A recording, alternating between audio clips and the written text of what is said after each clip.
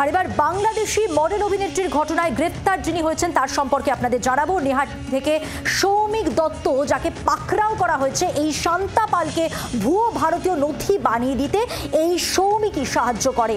ভুয়ো ভারতীয় নথি বানাতে সাহায্য করে সৌমিক, এমনটাই এখনো পর্যন্ত পুলিশ সূত্রে জানা যাচ্ছে। আরও একবার জানাবো, বাংলাদেশি মডেল অভিনেত্রী ঘটনায় আরও একজন গ্রেপ্তার, যার নাম সৌমিক দত্ত। আর এই সৌমিক দত্ত সম্পর্কে আর কি জানা যাচ্ছে জানবো। টেলিফোন লাইনে রয়েছেন আমাদের প্রতিনিধি পিয়ালি মিত্র। পিয়ালি, কি খবর রয়েছে পুলিশ সূত্রে সৌমিক দত্তকে নিয়ে?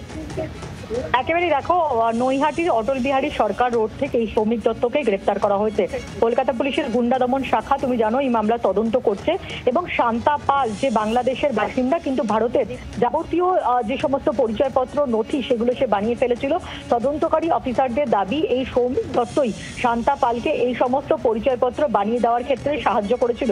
আজকে তাকে ব্যাংশাল আদালতে পেশ করা হবে, নিজেদের কাস্টাডিতে নেওয়ার জন্য আবেদন জানাবে পুলিশ। তার কারণ, তদন্তকারী অফিসাররা যেটা মনে করছেন যে শুধুমাত্র শান্তা পালকে নয়, সৌমিক দত্তের মাধ্যমে আরো বাংলাদেশিরা এই ধরনের আধার কার্ড বানিয়ে ভারতে থাকতে পারে।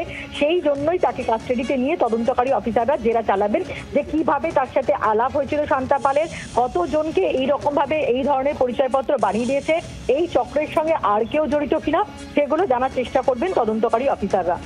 ধন্যবাদ পিয়ালি। কথা বললাম প্রতিনিধি পিয়ালি মিত্রর সঙ্গে।